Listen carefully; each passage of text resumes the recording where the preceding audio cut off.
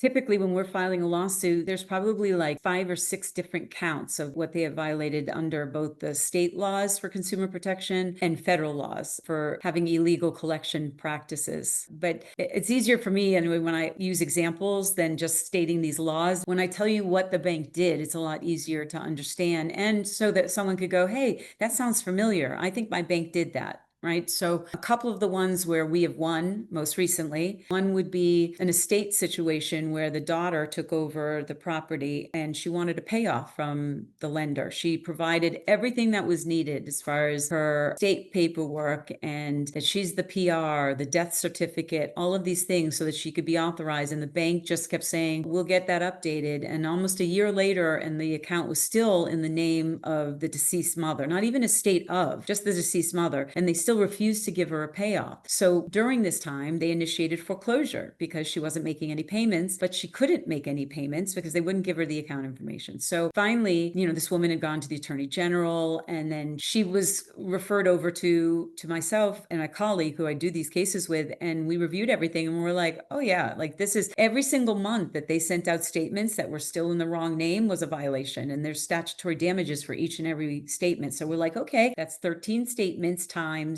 this amount, this is how much is owed on that. Then there's the foreclosure that was initiated and all of the fees. There's her attorney fees. There's all of this. So, in the end, the goal of this was start from the beginning when she first took over the house. All she wanted was a payoff. All she wanted to know was how much was owed so that she could go refinance the home and pay them off. But she never got it. So at this point, now we're looking for that loan to just be written off completely. That would be something that we would be asking for. And that's what we got. Now she doesn't owe anything on it. And it's their fault. They won't say it's their fault because of course there's no, admission of liability when you settle with somebody, but we got rid of the loan. Or things that happen during the loan modification process. I have a client who was given a very good loan modification. It was recorded in the land records, and then they just failed to put it into their system. And so every time she would call to make a payment, they're like, it's not in yet, just wait. And they kept telling her, we can't make a payment until it's all been updated. So then they were putting it in suspense, and next thing you know, she was back in foreclosure, even though she had a signed loan modification. And she was calling them every week. She was sending stuff in. She hired one lawyer, and they finally sent a letter that said, you're right, we made a mistake. We are going to honor that loan modification, but we're going to have to send it to you to re-sign it. This was August of, say, 2023. It took them all the way until about December of 2023 to finally send it out to her, and didn't change any of the dates. So she was confused. She's like, this still says 2022. I'm like, she didn't get it, but she signed it and she sent it back. And they were like, oh, too late. You waited too long to send it back to us, even though it was already recorded. She already had that loan modification, but they're like, we're not going to honor it. So then she found us, and we filed a federal lawsuit against the bank for breach of contract and breach of the Fair Debt Collection and a couple of state local statutes and everything else. And,